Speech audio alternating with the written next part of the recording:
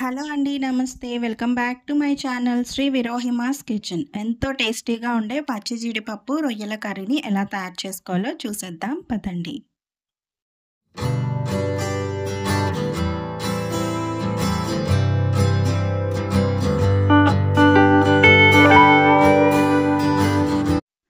Market నుంచి మనం పచ్చి జీడిపప్పుని ఈ విధంగా తీసుకొస్తామండి. నేను ఇక్కడ 100 గ్రామ్స్ పచ్చి జీడిపప్పుని తీసుకున్నాను. ఇందులో వేడి వేడి నీళ్ళు అనేవి ఇలా వేయాలి. దీనిపైన ఒక పల్చటి పొర ఉంటుంది. దానికోసం ఇలా వేడి వేడి నీళ్ళు వేసుకోవాలి. మీరు డైరెక్ట్ చేత్తో చేసుకునేటట్టయితే కొంచెం కుకింగ్ ఆయిల్ని హ్యాండ్కి అప్లై చేసుకోవాలండి. లేదు కొంచెం మాకు రియాక్షన్ అవుతుంది అనుకుంటే ఇలా వేడి నీళ్ళు వేసి 5 మినిట్స్ ఉంచాక ఆ వాటర్ని వంపేయండి. లేదు అంటే ఇలా గ్లౌజెస్ అయినా యూజ్ చేయాలి. ఆ వాటర్ని చేత్తో చేసేటట్టయితే ఫస్ట్ వేసిన హాట్ వాటర్ని వంపేయండి. వంపేశాక ఇంకొకసారి వాటర్ వేసి మళ్ళీ వంపేశాక అప్పుడు మీరు ఆయిల్ రాసుకున్న చేతిని పెట్టి ఆ పైనుండే పొరని తీసేసేయండి. లేదు అంటే ఇలా సింపుల్గా గ్లౌజెస్ని వేసుకొని ఇలా అంటే మనకి ఈజీగా ఇలా మనం ప్రెస్ చేస్తూ క్లీన్ చేసినప్పుడు ఈజీగా పొర అనేది ఊడొచ్చేస్తుందండి. ఇలా మనం పొర అనేది ఊడొచ్చాక ఒక 2-3 సార్లు క్లీన్ చేసుకొని వాటర్ వేసుకొని ఇలా నీట్గా ఒక బౌల్లో వేసి పెట్టుకోండి. ఇలా వాటర్ వేసినా కూడా మనకి ట్రాన్స్పరెంట్గా ఉండాలండి. ఏ విధమైన కలర్ ఉండకుండా ఉండాలి. అలా క్లీన్ చేసుకొని జీడిపప్పు వేసుకొని వాటర్తో ఫిల్ చేసి పక్కన పెట్టుకోండి. ఇప్పుడు మనం రొయ్యలని 4-5 టైమ్స్ నీట్గా క్లీన్ చేసుకున్నాక ఇలా వైట్గా వచ్చాక ఇందులో కొంచెం సాల్ట్, పసుపు, ఒక చెక్క నిమ్మరసం పిండుకొని ఇలా బాగా మిక్స్ చేసుకొని ఇంకొక 2 టైమ్స్ని క్లీన్ చేసుకోండి. ఇలా క్లీన్ చేసుకోవటం వల్ల రొయ్యలు అనేవి నీచు వాసన లేకుండా బాగుంటాయి. కర్రీ చేసేటప్పుడు మనకి ఏ విధమైన స్మెల్ అనేది ఉండదండి. ఇప్పుడు స్టవ్ పైన ప్యాన్ పెట్టుకొని ఇలా క్లీన్ చేసి పెట్టుకున్న రొయ్యల్ని ఆయించుకోవాలి. ఆయించుకోవటం అంటే డైరెక్ట్గా ప్యాన్లో రొయ్యల్ని వేసేసి కొంచెం పసుపు, కొంచెం సాల్ట్ వేసి ఇలా ఫ్రై చేసుకోవాలి. అందులో నుంచి వాటర్ అనేది దానంతట అదే బయటకు రిలీజ్ అవుతుందండి. ఆ టైంలో కొంచెం కారాన్ని వేసుకోండి. కారాన్ని వేసుకున్నాక ఒకసారి బాగా మిక్స్ చేసుకోండి. కారం అంతా కూడా ఓవరాల్గా స్ప్రెడ్ అయ్యేటట్టు ఇలా కలుపుకోవాలి. ఇలా కలుపుకున్నాక ఇందులోనే కొంచెం కుకింగ్ ఆయిల్ని కూడా వేసుకోండి. ఇలా వేయటం వల్ల కింద మనకి ఆయించేటప్పుడు అడుగంటకుండా ఉంటుంది.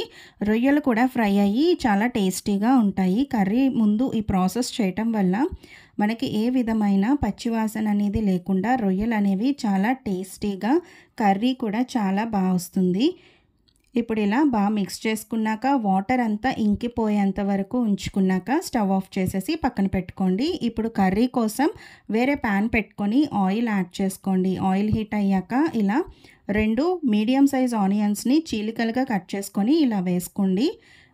కటింగ్ అనేది మీ ఇష్టం అండి. చిన్నగా అయినా కట్ చేసుకోవచ్చు, ఇలా పొడుగ్గా అయినా కట్ చేసుకోవచ్చు. అలానే ఇందులో మీరు తినే కారానికి తగినట్టు పచ్చిమిర్చి చీలికల్ని కూడా వేసి ఫ్రై చేయండి. ఇప్పుడు ఇందులో కొంచెం పసుపు, అలానే ఆనియన్స్ మగ్గడానికి సరిపడా సాల్ట్ని వేసి ఒకసారి బాగా కలపండి. ఇలా బాగా మిక్స్ చేసుకోండి. ఆనియన్స్ అనేవి ట్రాన్స్లూసెంట్గా అయితే సరిపోతుందండి, మరి డీప్ ఫ్రై అయిపోక్కర్లేదు. ఇందులోనే ఒక 2 రెమ్మల కరివేపాకును కూడా వేసుకొని బాగా మిక్స్ చేసుకోండి.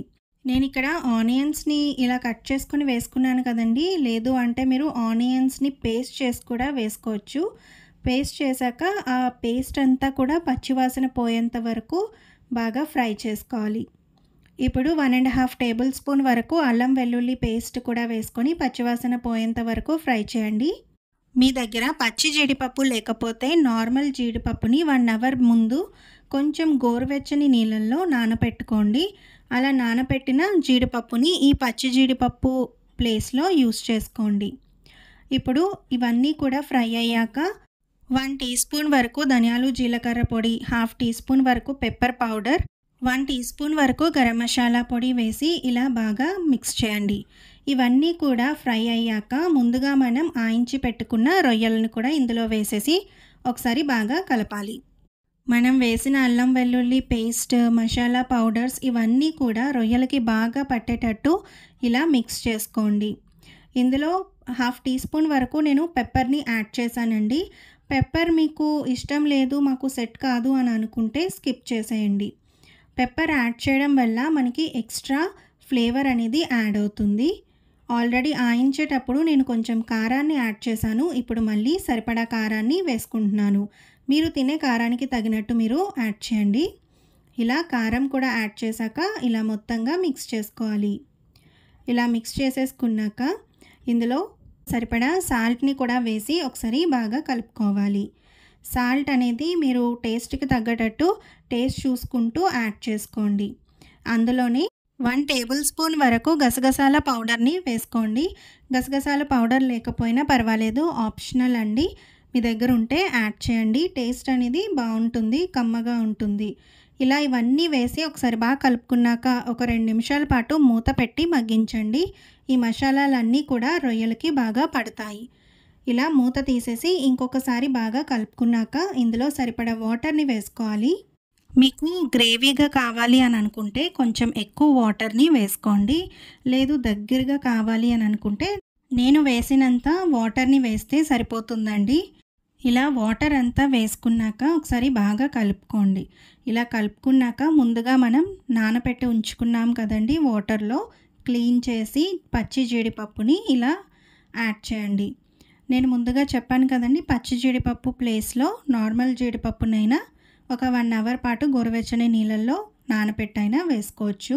కానీ పచ్చి జీడిపప్పు ఈ సీజన్‌లో బాగా దొరుకుతుందండి అండ్ చాలా టేస్టీగా కూడా ఉంటుంది. దీని టేస్ట్ అనేది కొంచెం డిఫరెంట్‌గా సాఫ్ట్‌గా ఉంటుంది మనకి కర్రీలో. ఇప్పుడు మనం పచ్చి జీడిపప్పుతో పాటు కొంచెం కొత్తిమీరని కూడా వేసేసి బాగా కలుపుకోవాలి. మనకి ఈ జీడిపప్పు అనేది త్వరగా మగ్గిపోతుందండి. త్వరగా కుక్ అయ్యి సాఫ్ట్ అయిపోతుంది. దానివలన నేను ఫ్రై చేసేటప్పుడు ఏమాత్రం వేయలేదు. వాటర్ యాడ్ చేసుకున్నాక మాత్రమే వేశాను. మీరు ఇంకొంచెం ఎక్కువ వాటర్ వేసుకునేటట్టయితే, ఎక్కువ మరిగించేటట్టయితే మాత్రం మీరు మధ్యలో వేయండి. కర్రీ అనేది వాటర్ మరుగుతున్నప్పుడు వేసుకోండి. లేదు అంటే మరీ మెత్తగా పేస్ట్ లాగా అయిపోవచ్చు. ఇప్పుడు జీడిపప్పు అలానే కొత్తిమీర వేశాక ఒకసారి కలుపుకున్నాక మూత పెట్టి మగ్గించండి. ఒక 5 మినిట్స్ వరకు మూత పెట్టి సిమ్‌లో పెట్టి మగ్గించండి. మగ్గించాక మూత తీసేసి ఒకసారి కలుపుకోండి. ఇలానే మనకి కర్రీ అనేది మనకి ఎంత కన్సిస్టెన్సీ కావాలో అంత కన్సిస్టెన్సీ వరకు ఇదే ప్రాసెస్‌ని కంటిన్యూ చేస్తూ చేయండి. ఇలా మూత పెట్టి ఒక 5 మినిట్స్ సిమ్‌లో ఉంచి మగ్గించుకొని మళ్ళీ మూత తీసి అలా చేయండి. లేదు త్వరగా అయిపోవాలంటే మీడియం ఫ్లేమ్‌లో పెట్టి అప్పుడప్పుడు మధ్య మధ్యలో కలుపుకుంటూ చేయండి. ఇప్పుడు మనకి ఇలా ఆయిల్ అనేది పైకి తేలాక టేస్ట్ అనేది చూసుకోండి. కారం కానీ, సాల్ట్ కానీ మీకు సరిపోలేదు అనిపిస్తే యాడ్ చేసుకొని కలుపుకోండి. అంతేనండి, టోటల్‌గా మనకి ఇలా రెడీ అయిపోతుంది. దగ్గరగా కావాలి అని అనుకున్న వాళ్ళు ఇలా చేసుకోండి. నేను ఇక్కడ 100 గ్రామ్స్ పచ్చి జీడిపప్పు తీసుకున్నానండి. దానికి 1 కేజీ రొయ్యలని తీసుకున్నాను. దాని ప్రకారమే ప్రతి క్వాంటిటీని యాడ్ చేసి చేశానండి. ఇప్పుడు మనకి చూసారు కదా, ఇంకొంచెం దగ్గరికి అవ్వడానికి నేను మూత పెట్టి ఇంకో 5 మినిట్స్ ఇలా మగ్గించుకున్నాను. ఇలా ఆయిల్ అనేది పైకి తేలి ఇలా బాగా దగ్గర పడ్డాక ఒకసారి కలిపేసుకొని సర్వ్ చేసేసుకోండి. చాలా టేస్టీగా ఉంటుందండి. ఈ సీజన్‌లో మాత్రమే దొరుకుతుంది పచ్చి జీడిపప్పు అనేది. ఈ సీజన్‌లో దొరికే పచ్చి జీడిపప్పుతో చాలా కాంబినేషన్స్‌తో కలిపి చేస్తూ ఉంటారు. అందులో రొయ్యలు, పచ్చి జీడిపప్పు అనేది one of the best combinations అనమాట. ఇప్పుడు ఫైనల్‌గా కొంచెం కొత్తిమీరని కూడా యాడ్ చేసేసి మిక్స్ చేసేసుకొని సర్వ్ చేసుకోండి. ఎంతో టేస్టీగా ఉంటుంది. ఈ కాంబినేషన్ ఎవరు ట్రై చేయకపోతే డెఫినెట్‌గా ట్రై చేయండి.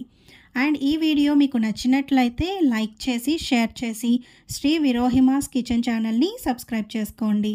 నేను చూపించిన విధంగా చేసి చూడండి. మళ్ళీ పచ్చి జీడిపప్పు దొరికేంత వరకు తెచ్చుకొని ఇలానే చేసుకుంటూ ఉంటారు. అంత టేస్టీగా ఉంటుంది.